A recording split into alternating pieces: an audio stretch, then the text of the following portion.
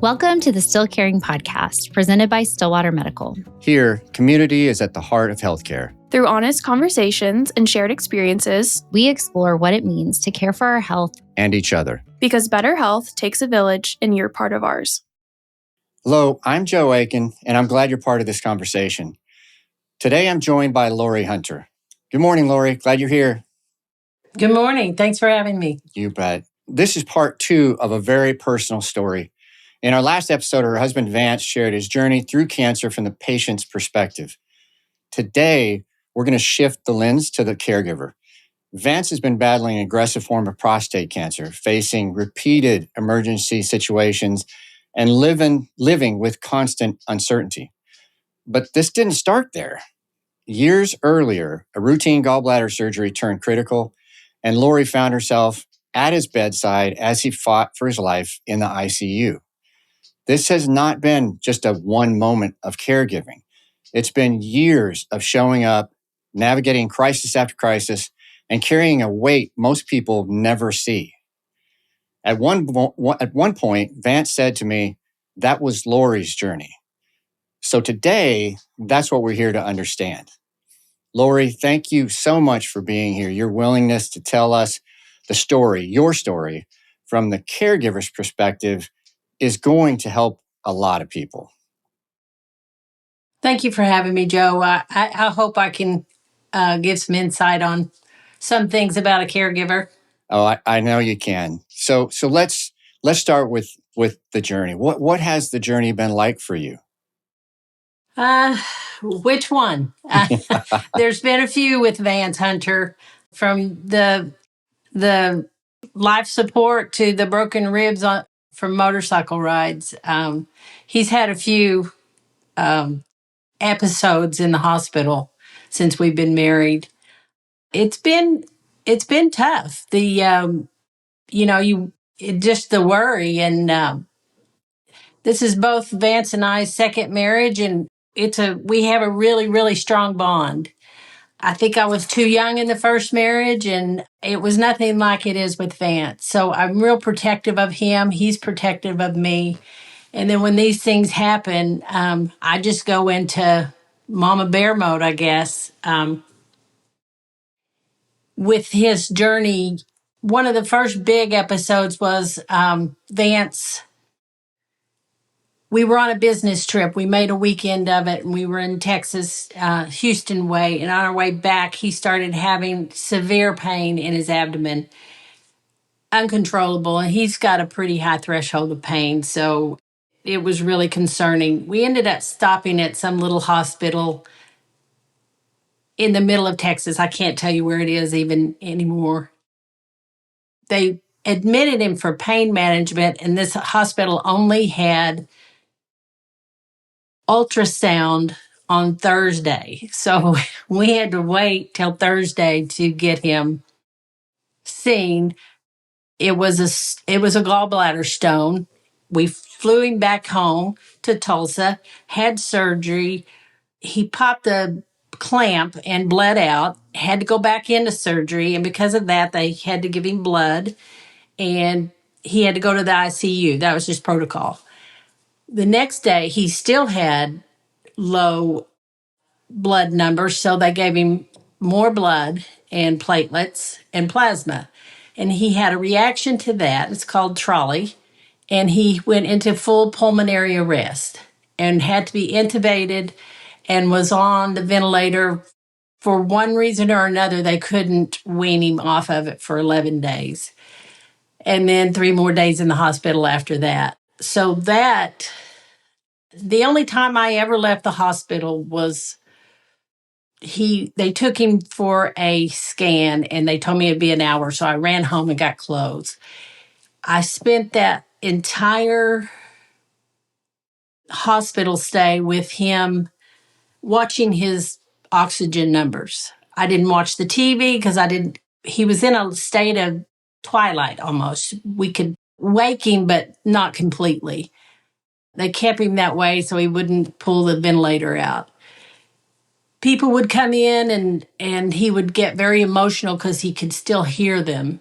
And so I just really had to lock it down and not allow visitors, cause some conflict, but I just felt like I needed to protect him.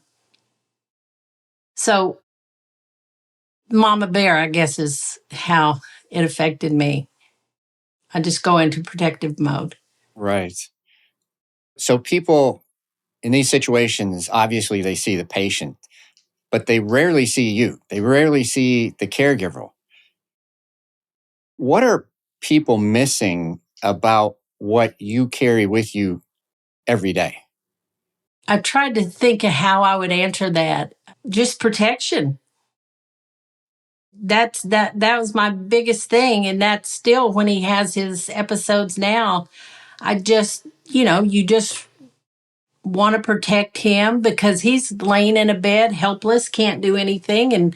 And you just want to do what you can to protect them and manage people after that.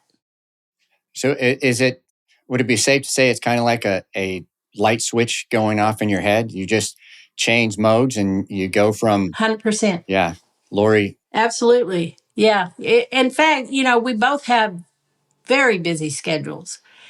And to try to schedule in a hospital stay, you'll never get it done, but everything falls away when this happens. Right. And you just take care of what has to be done. So we had those emergencies, and then fast forward into the prostate cancer and everything we talked about in Vance's episode. So these are ongoing. It's not just a one-off, like I said earlier. So walk me into one of those emergency moments. And I know you say you go into Mama Bear, but what really is going through your mind when you know that Vance has to get to the ER? So he's not there yet, but you know he's got to get there. What runs through your minds in those moments? Vance and I are very different in the way we handle emergencies. I'm not going to say he's pessimistic, but he is, what if? What if I don't get there? And I'm like, what if you do? I kind of everything kind of slows down for me. And I just try to figure out what the next steps need to be. And he does too, but he does it in a little bit more of a panic. And I understand he's the one going through it. Usually we're not together. I mean, there's been every scenario in this bleeding situation with Vance. More times than not, we haven't been together when it starts. I mean, you sat there and took care of him until I could get there one time, which I'm forever grateful to you. And that was our first meeting that I remember. And I'm just so grateful for that. That meant a huge amount to both of us. It's just getting him there.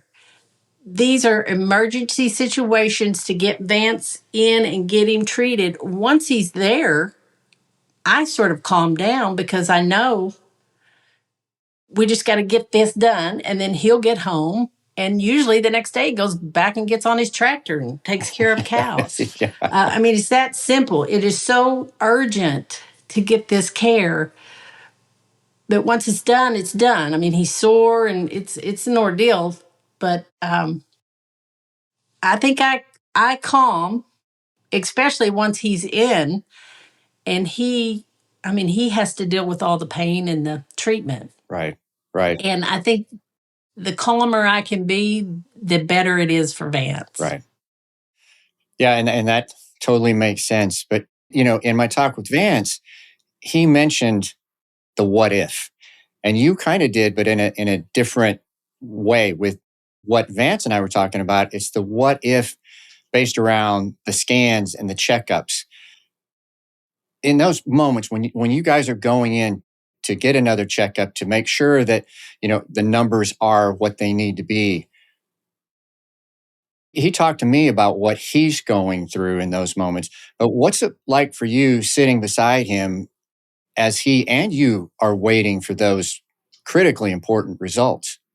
I'm nervous for him because I know what it does to him and I know how it affects him physically to worry. I am forever optimistic. I'm not going to anticipate anything negative until it's in black and white. And then I'll deal with that. That's kind of how I manage it. because I just can't. I'm not going to deal with a bad diagnosis until I got one. And I haven't had cancer, so I can't begin to tell you what he's going through. I can see how it affects him, but the way I have to process it is I can't go there until I'm there. Yeah, kind of optimism is your superpower in these situations. Yeah. Yeah. Yeah. And he works in a very pipeline construction, high pressure, things blow up. He's got to always be one step ahead of the what ifs with safety. And that's just how he's wired. It's not a bad thing, but this is how I'm wired. And maybe that's why we're such a good pair, Yeah. is because Because of the contrast. Yin and yang. Yeah. Yeah. So what do you carry emotionally that you don't often say out loud to him? Probably my what ifs. I can't fathom him not being here. He is my person. He is my rock. I also don't want him stressing. I wish that I could help with that. All I can do is just be calm, because the more you say, you don't tell a woman to calm down. You don't tell Vance Hunter to calm down either. Nobody wants to hear that. Right. But that's what you want for them, is to just find a way to just calm down, and when it's bad, then we'll deal with it. Right. So, Lori, after one of those really intense moments when things finally settle down, how do you decompress? In other words, what do you do to care for you, to help you recover? Well, when he was on life support, I think I went a year after that, because it was over a month after he was out of the hospital before I could leave him alone. The propofol is what he was on, and it just gets in your body and it takes a while to get out. And he was just so emotional and just almost childlike, and Right. not mentally, but physically, I couldn't leave him. The care required. The care. And I think that whole ordeal, I think I probably had a little touch of PTSD after that for maybe a year. And I finally just sort of like, you got to snap out of this, and started doing things to help me get out of it. Now, how I decompress, once he's in there getting treated, my worry stops going away. I start worrying about his psyche, but I know he's getting treated, and I know when this is done, it's done. Like I said, he's usually out on the tractor a couple days later. I just drop it there, kind of in the hospital, because my relief is the nurses are taking care of him and doing what we got to do to get through this. Once he's treated, the catheter has to go in. Once that starts, I know we're on the downhill. This ties back into something Vance had mentioned last time, but it was trust in the staff. Because I don't think you could relax like that if you didn't trust them that they could do it. Absolutely. Yeah. No, that the Stillwater Medical Center staff is spot on. They've always been wonderful. Not just the ER, but up on the floor too. He's been there too, and it's just been a good experience. Yeah. Yes. Yeah, as good as a bad experience can be. As good as a bad. Yeah. As far as care, no complaints. Right. Well, that's good. But what could people around you do after those moments that would actually help you, the caregiver, recover? I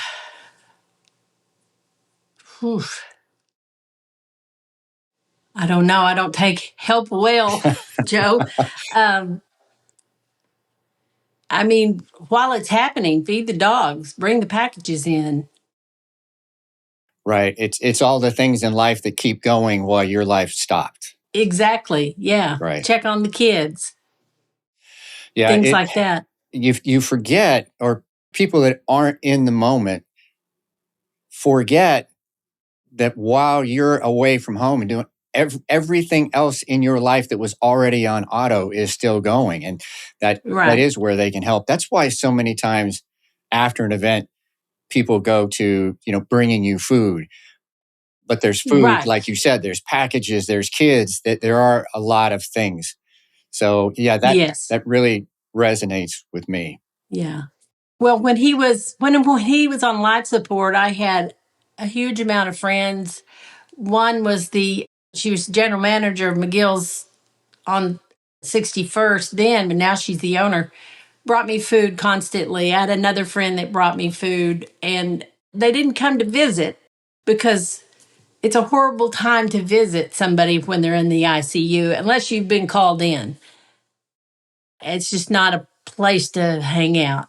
But I was just forever grateful of that. I bet I didn't eat one meal, maybe 2 meals from the hospital food. Not that it was bad, but it was just it was just more comforting, Right. you know, and that was a nice gesture. Snack boxes they sent me. I just really had a good set of friends help me out there. Hey, did you ever feel like you stopped being a spouse and became, just a caregiver? Yes.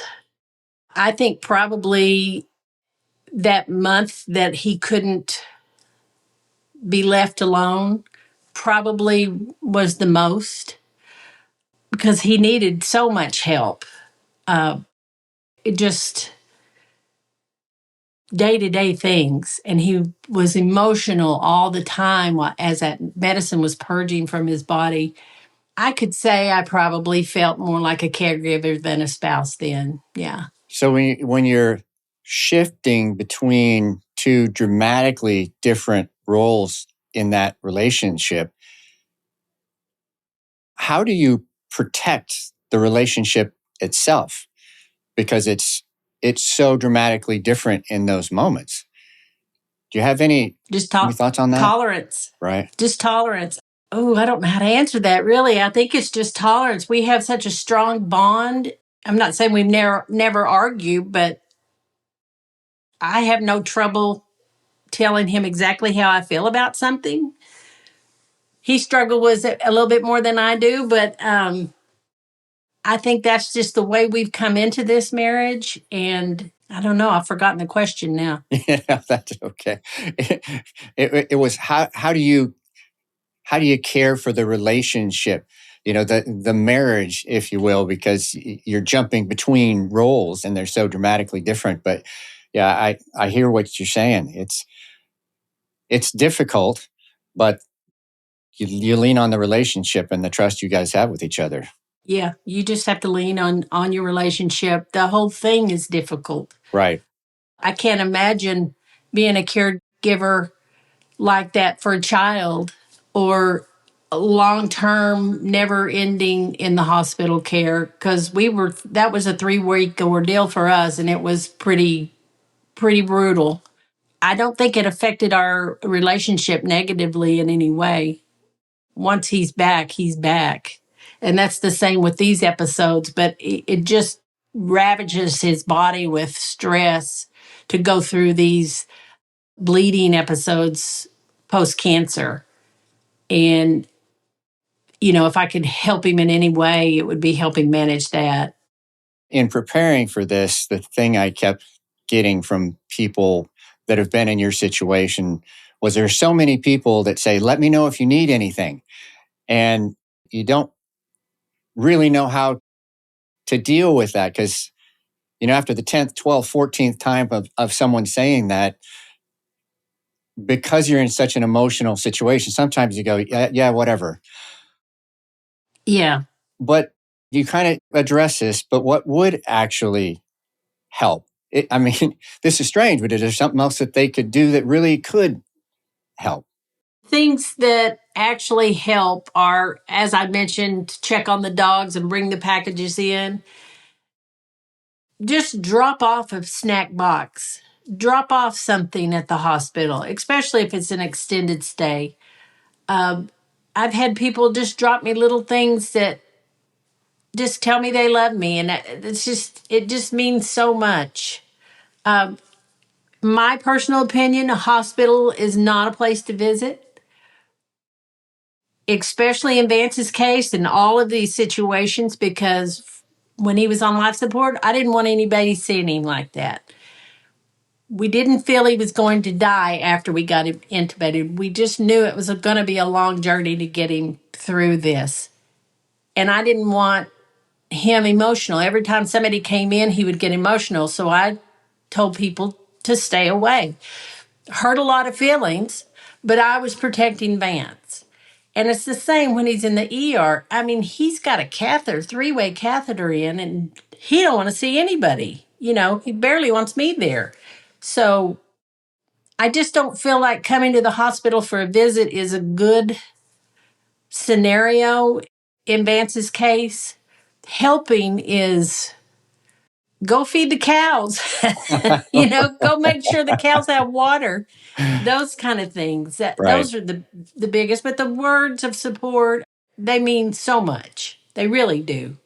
Lori, this is really helpful because most people sincerely want to help. And Yeah, just like you said, we just don't always know how. And it's exactly. conversations like this with you that give us just such better, clearer path and understanding of, how do we show up for the caregivers, for you. So we close every episode with what we call a challenge to care. So if someone listening right now knows a caregiver, what would you want them to understand? We're struggling too. We're not the patient, but we are struggling, and we are dealing with time and emotions just like the patient. And don't take anything personal if you know if something doesn't feel warm and fuzzy, because we are in protective mode. I did offend a lot of people when I wouldn't let them come to the hospital, and I'm sure it'll happen again. But it's just, that's protection. And just understand the caregiver is the caregiver. They're not just a gatekeeper. Right. Yeah. So don't do what you can to not put them in the position that they have to be the gatekeeper. Right, right. And they're stressed too. Yeah. They probably had less sleep than the patient, because the Yeah. Good patient's in point. a bed, right? Yeah. And we're up doing for them. Yeah. Well, Lori, I sincerely can't tell you how much we appreciate you doing this. Your perspective is one we just don't hear about often enough. And I know this is going to mean a lot to a lot of people. And then to everyone listening, think of someone in your life who's caring for a loved one right now and reach out today and remind them that they're not alone. Because better health truly does take a village, and caregivers are a critical part of that story. Thank you so much for listening to Still Caring.